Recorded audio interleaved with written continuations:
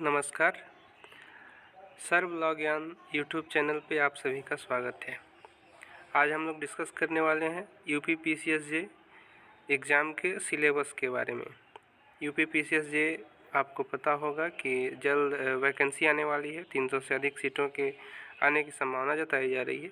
ऐसे में तैयारी से पहले हम लोगों को उसके सिलेबस पे एक बार चर्चा कर लेनी चाहिए। हमको जान लेना चाहिए कि किस विषय से कितने सवाल पूछे जाते हैं, क्या क्या पैटर्न है, तब हम उसके हिसाब से अपनी योजना तैयार करेंगे, रणनीति तैयार करेंगे और आगे हम अपनी तैयारी शुरू करेंगे।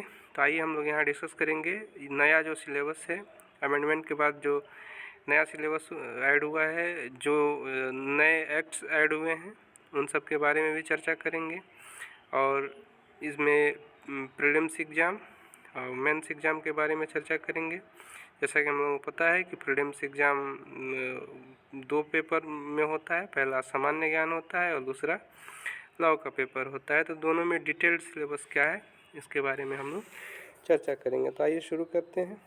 तो पहला जो प्रश्न पत्र होता है, इसमें सामान्य ज्ञान के प्रश्न पूछे जाते हैं। सामान्य ज्ञान ये परीक्षा 150 अंकों की होती है, 2 घंटे का समय होता है।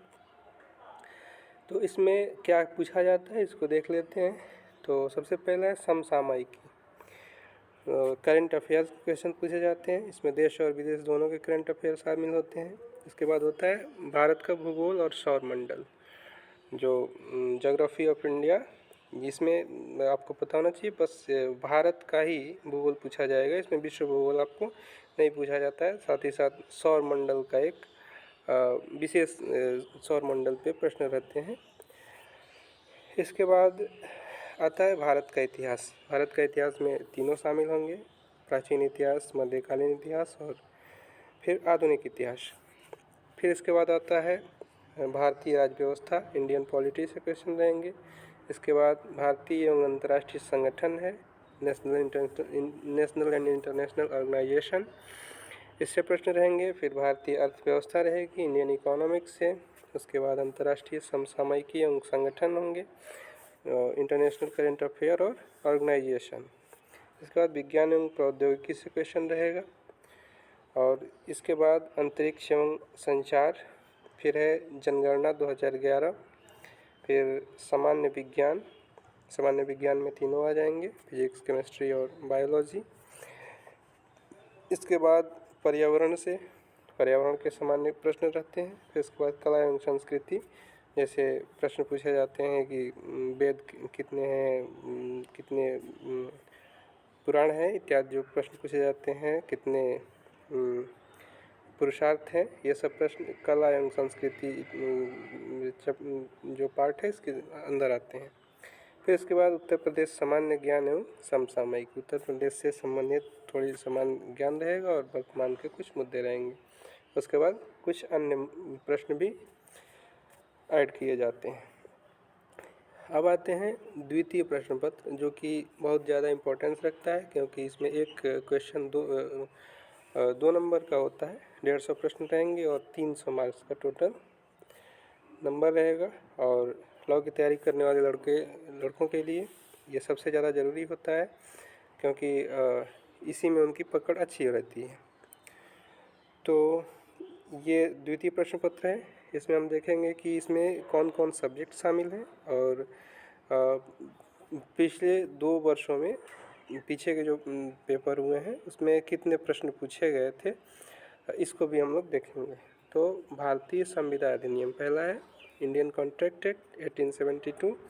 इसमें देखिए 2018 में 16 क्वेश्चन पूछे गए और फिर 2015 में भी 16 क्वेश्चन पूछे गए।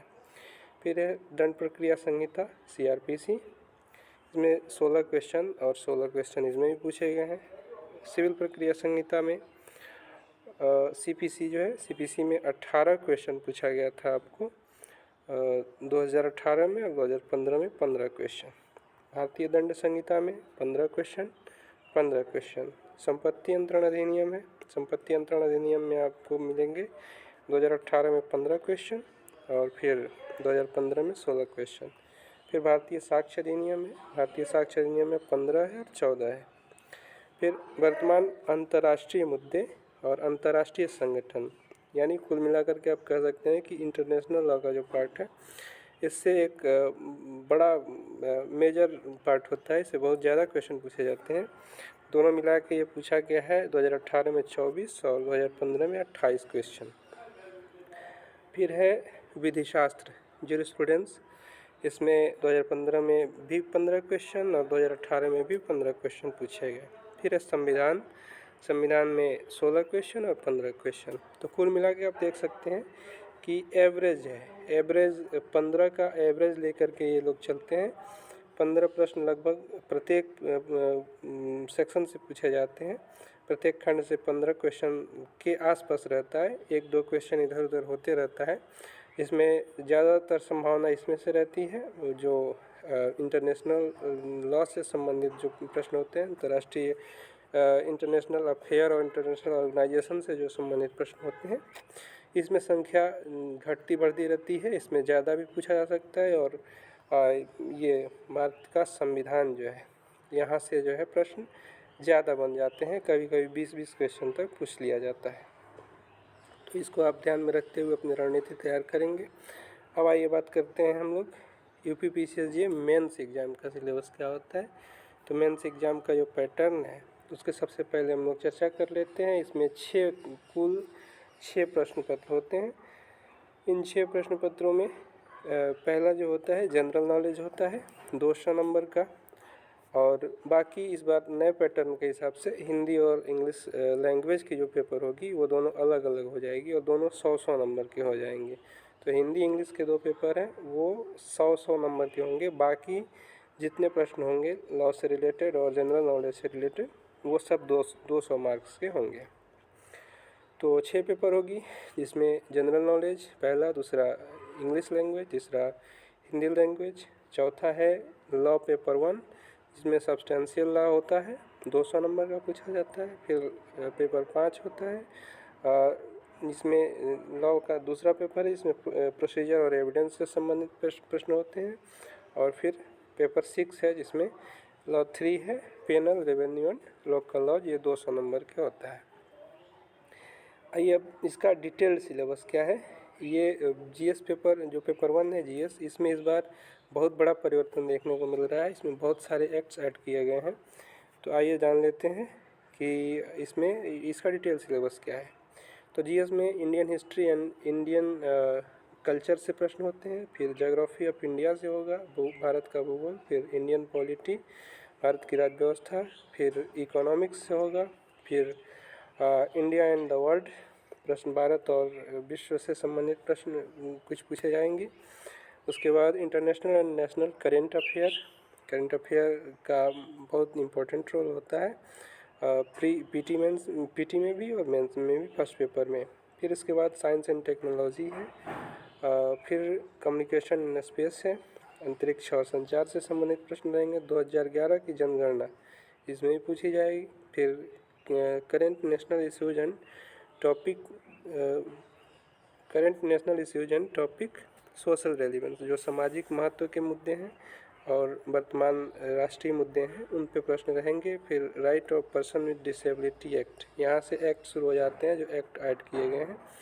तो पहला एक्ट है आपका right of persons with disabilities act 2016।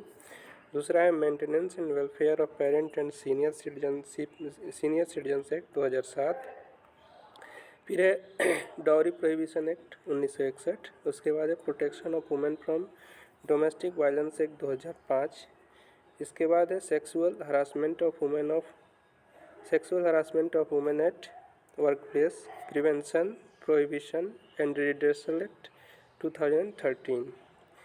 Pre conception and pre natal diagnostic techniques, prohibition of sex selection act 1994। इसके बाद से medical termination of pregnancy act 1971।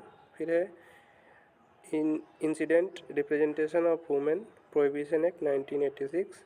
और उसके बाद है protection of children from sexual offences act 2012 POCSO. तो ये first paper है मेंस का। इसके बाद आते हैं सेकंड पेपर, पेपर 2 जो होता है ये इंग्लिश लैंग्वेज का पेपर होता है। इंग्लिश लैंग्वेज के पेपर में क्या क्या इंक्लूड रहता है देखिए, इसमें एक ऐसे पूछा जाएगा आपको 50 नंबर का। ये ऐसे का बहुत बड़ा इम्पोर्टेंट रोल है इसमें। 50 नंबर का अकेले ये होता है। फिर इसके बाद से प्रेसी राइटिंग होता है, संक्षेपण करना होगा इंग्लिश में, जिसका अंक निर्धारित है 30 नंबर का प्रेसी पूछा जाएगा। फिर translation of passage from Hindi to English, Hindi से अंग्रेजी में अनुवाद करने के लिए आपसे कहा जाएगा, जो कि 20 नंबर होगा। तो ये टोटल 50, 30, 80, 20, 100, पूरे 100 नंबर का पैटर्न ये रहेगा। फिर हिंदी लैंग्वेज का पेपर जो होता है, इसमें निबंध होता है, वही पैटर्न सेम है जो इंग्लिश वाला पैटर्न है, वही हिंदी के लिए भी है। इसमें 50 नंबर का निबंध पूछा जाएगा, बड़ा इम्पोर्टेंट रोल है निबंध का। फिर संक्षेपण 30 अंक का, और उसके बाद से फिर अनुवाद रहेगा, अंग्रेजी से हिंदी में अनुवाद आपसे पूछा जाएगा, जो कि 20 अंक का होगा। फिर इसके बाद पेपर 4 है। पेपर 4 में लॉ का पेपर 1 है, जिसमें सब्सटेंटिव लॉ से संबंधित प्रश्न रहेंगे। इसमें देखिए क्या क्या इंक्लूड रहता है, law of contract, law of partnership, इसके बाद law concerning easement and tort, easement और टॉर्ट से प्रश्न रहेंगे। फिर transfer of property act including the principle of equity specially applicable thereto. तो इसमें जो है आपको संपत्ति अंतरण अधिनियम, और उसके बाद से इक्विटी जो साम्य है, साम्य विधि है, उस पर प्रश्न रहेंगे। फिर principle of equity with special reference to law of trust and specific relief, ये न्यास और स्पेसिफिक रिलीफ से संबंधित जो है प्रश्न रहेंगे, स्पेशल रेफरेंस टू इक्विटी। इसके बाद से हिंदू लॉ है, उसके बाद से हिंदू लॉ और मोहम्मदन लॉ, फैमिली लॉ से प्रश्न रहेंगे, और उसके बाद से कॉन्स्टिट्यूशनल लॉ, ये बहुत बड़ा इसका रोल है। इसमें 50 मार्क्स का ये अकेले पूछा जाएगा कॉन्स्टिट्यूशनल लॉ। 200 नंबर के पेपर में मतलब 1/4 पार्ट जो है केवल कॉन्स्टिट्यूशन रहेगा, बाकी में ये सारे एक्ट रहेंगे। फिर इसके बाद से पेपर 5 है। पेपर 5 में procedure and evidence law paper 2 जो है ये है। इसमें जो है पूछा जाएगा आपको, पहला है इंडियन एविडेंस एक्ट, उसके बाद से code of criminal procedure CRPC, तो उसके बाद से code of civil procedure CPC, including principles of pleading and drafting. Pleading और ड्राफ्टिंग से भी इसी में इंक्लूड रहेगा। ये जो होगा क्वेश्चन मेनली रिलेटेड टू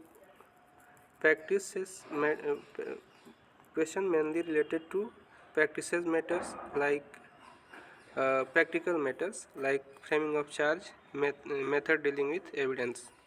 ये फ्रेमिंग ऑफ चार्ज और एविडेंस से जो है डील करने का जो तरीका है उससे संबंधित रहेगा प्लीडिंग में, और ये 80 नंबर का होगा। इसका बहुत बड़ा इम्पोर्टेंस रहेगा CPC का। इसमें 80 नंबर के 2 प्रश्न रहेंगे, 80 नंबर रहेगा, इसमें 2 प्रश्न करना रहेगा।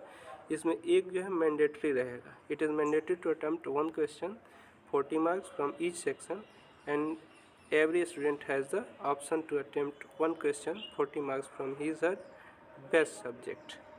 एक मैंडेटरी रहेगा, उसको आपको करना रहेगा, और एक आपको बेस्ट सब्जेक्ट से आपको चुनना रहेगा, जो कि 40 नंबर का होगा। अपने चॉइस के हिसाब से चुन सकते हैं। फिर उसके बाद से पेपर 6 है, लास्ट पेपर है लॉ का। इसमें penal, revenue and local laws पूछे जाते हैं। तो पेनल लॉ में सबसे पहले होता है इंडियन पिनल कोड 1860 IPC, उसके बाद से यूपी रेवेन्यू कोड 2006। फिर इसके बाद होता है यूपी म्यूनिसिपलिटीज़ एक्ट 1916, फिर यूपी पंचायत राज एक्ट 1994, फिर UP consolidation of holding act 1953, UP urban planning and development act 1973 together with rules framed under the aforesaid act. ये UP urban planning and development act जो है 1973, इसके साथ जो नियम बनाया गया है उस नियम से भी संबंधित प्रश्न रहेंगे। सिर्फ एक्ट नहीं है, उसके साथ अधिनियम के साथ नियम भी इंक्लूड है। फिर UP urban building regulation of letting rent and eviction act 1972, UP urban building regulation of letting rent and eviction act 1972। फिर है the Uttar Pradesh regulation of urban premises tenancy act 2000 21 जो अभी योगी गवर्नमेंट ने ये एक्ट पास किया था, ये भी इसमें इंक्लूड कर दिया गया है। फिर इसके बाद आप देख सकते हैं नीचे नोट में दिया हुआ है, answers to question of local laws will be compulsory, questions pertaining to penal laws will be 50 marks, whereas that of revenue and local laws will be of 150 marks। तो इसमें आपको ध्यान देने वाली जो बात है, इसमें 50 नंबर का सिर्फ आईपीसी पूछा जाएगा। आईपीसी 150 नंबर 200 नंबर में 50 नंबर का सिर्फ आईपीसी पूछा जाएगा। बाकी के जितने लोकल लॉज हैं और रेवेन्यू से संबंधित जो लॉ हैं वो मिला करके आपको 150 नंबर पूछा जाएगा, यानी 1/4 सिर्फ आईपीसी, बाकी के भाग में आपको जो रेवेन्यू और लोकल लॉज हैं वे प्रश्न पूछे जाएंगे। तो ये टोटल सिलेबस है मेंस का। इसके बाद आपको पता है कि इंटरव्यू के लिए आपको 100 नंबर अलग से, 100 नंबर का इंटरव्यू अलग से होता है। तो फिर ये इसके बाद फाइनल आपका मेरिट लिस्ट बनता है। तो मेंस का काफ़ी इम्पोर्टेंट रोल है और काफ़ी लंबा सिलेबस भी है यूपी जुडिशरी का, इसलिए आप लोग लग जाइए। समय बहुत ज़्यादा नहीं मिलने वाला है, वैकेंसी का नोटिफिकेशन आने के बाद बहुत समय नहीं मिलेगा, इसलिए आप लोग अभी से लग जाइए और प्री की तैयारी आप लोग पहले शुरू कर दीजिए। तो प्री की तैयारी के लिए हम लोग एक एक करके अब वीडियो लेके आएंगे। तो ये सिलेबस पे आज डिस्कस हो गया, इसके बाद हम लोग एक एक करके एक एक टॉपिक पे वीडियो बनाएंगे और इसके बाद से अध्ययन किया जाएगा। आप सभी का बहुत बहुत धन्यवाद।